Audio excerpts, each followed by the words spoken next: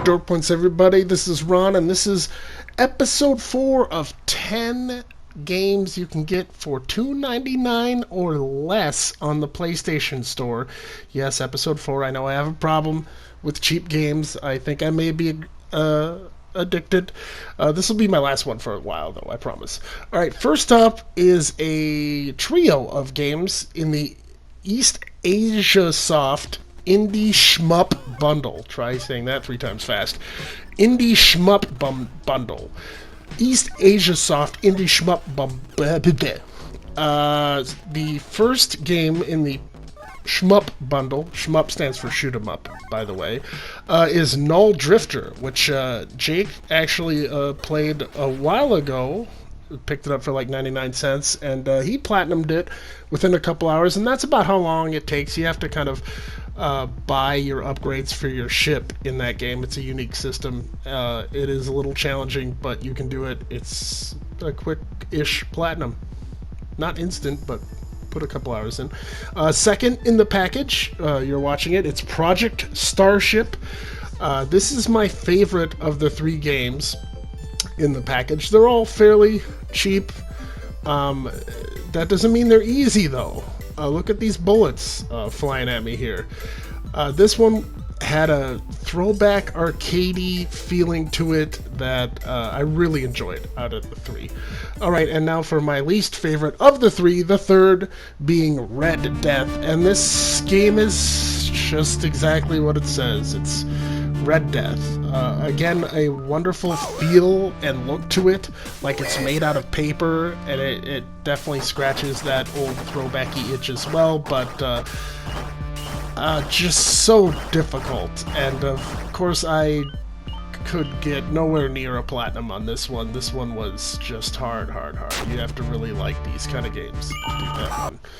Alright, and now our second game of the night is Zombie Driver. Yes, another one of these kind of games. I don't know. These are the games that I get in the $2.99 sale. I see them and I'm like, oh, this is either going to be gold or it's going to be a waste of time. And this one, for as fun as it looks, and I'm sure it looks like a lot of fun because that's why I bought it. I don't know, I got about 3 or 4 missions in, and the missions are pretty long, and they drag on, and your car has very low health. You can upgrade your cars, you get a limousine eventually, which has better health. But overall, by like the 4th or 5th mission, the game was kind of irritating, because just there's zombies everywhere, and they're always attacking you, and your car has low health. Here's a cool little boss mission. I think this is like 4th or 5th mission. I don't know how many missions there are, but yeah, it's alright. It's worth $2, but that's about it. Alright, Syrup in the Ultimate Suite. I would say I bought this for my daughter, but you know that I'm lying. It was $1.99, and I wanted it. And it's kind of an easy platinum, I have to say. You still have to, unfortunately, I played through it about 3 times, and if you're skipping all the dialogue choices, I don't know if you can do that the first time you play through it, but if you're skipping all the dialogue choices, you can play through the game in about 5 minutes at the most. And you only have, I would say, a total of 12 major decisions to make, but still, I had to look some stuff up, I'm sad to say, in order to get that platinum, but it's a fun game. My daughter didn't like it as much as I thought, but I did. Anyway, moving on to Outcast. Here's another one, or here's one that looked like a full kind of open world game for $2.99, and I was very excited. It is actually a remake of an old PlayStation 1 game, or very early PS2 era. It might have been just PC as well. I'm not sure about the origins of this game, but yeah, they did a remake of this game, which I'd never heard of, and it still looks very old school and feels very old school, and that's kind of the problem. Hello there. Don't honestly see myself playing through this whole game. That's Ulukai, isn't it? Yeah. That is what I said, I no? don't know. Okay. We'll see. All right, moving on to Styx, Master of Shadows. This is another one like one like Outcast, where it's an older game. I never glommed onto, but I started playing this and I was like, oh, okay, this might be a big game, but I'm totally loving this. It's a stealth kind of game, and you're a little goblin elf creature, and you have to sneak around all these little different areas.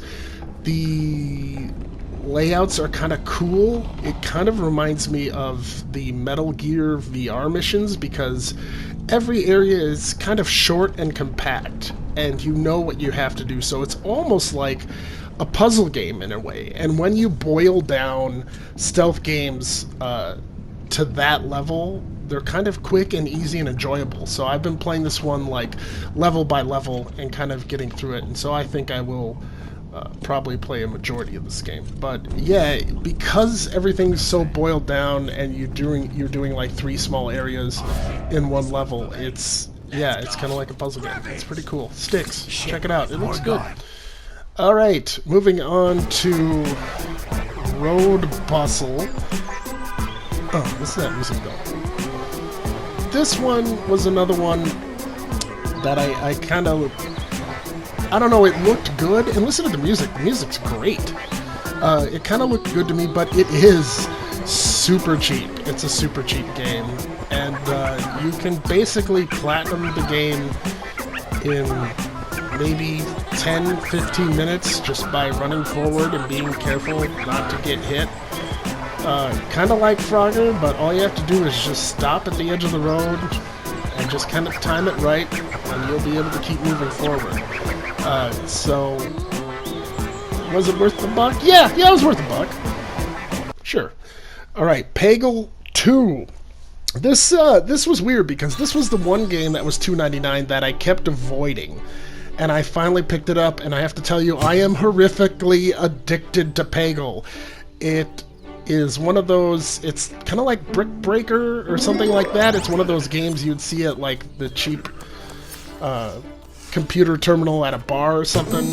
One of those games, but done right and done well with a lot of love, as you can see here. And yeah, I don't know, I really dig it. The music's fantastic. It's not a cheap game. It's certainly a cheap concept, and we've seen it before, but it's that cheap concept, or that simple concept I should say, done really well, and because of that it's wonderfully addicting. And anybody who likes this kind of game, you'll burn through this in minutes. Listen to that music. Sorry, not minutes. You'll burn through it quick though. Anyway, moving on to Anima. Speaking of wasted minutes, Anima, Gate of blah blah blah. I saw this one and I picked it up, and this is another one where I was like, this looks like a really big full game for $2.99, and I don't know that I'm interested in getting involved with this thing. But I did it. I committed, and I played about 2.5+ hours of the game and kind of opened the world up, and it's very labyrinthian and huge, and therefore totally like deflating and intimidating, and I don't really want to play it right now. Also, I am playing God of War, the PS4 God of War, just to factor that in finally. I know it's late and the second one's already coming up, but so I can't handle this right now. They're going back and forth between destinations. I can't handle this while I'm playing God of War, but maybe I'll come back to it. Alright, Planet Alpha, the last game of the night, and it's a nugget. Oh, it's a sweet little nuggety treat. Look at this. Isn't this great? Planet Alpha. Yeah, it's just a side-scrolling kind of like Inside kind of game, where sometimes you have to move objects and you have to time your jumps and all that stuff, but God, perhaps the most gorgeous of these style of games. And I played God, what was that other one? It wasn't Dying Light, it was Dead Light. And I loved that one too, but these games keep topping themselves, and this one is just up there too.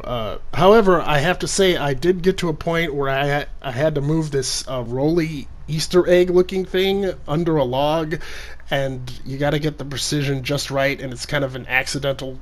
It's just luck if you can get it perfect and jump up. So I'm stuck there, and I might be stuck there forever. So that might be all of this game that I end up playing. But it is beautiful to look at, and I would say totally worth the $2.99 I paid for it.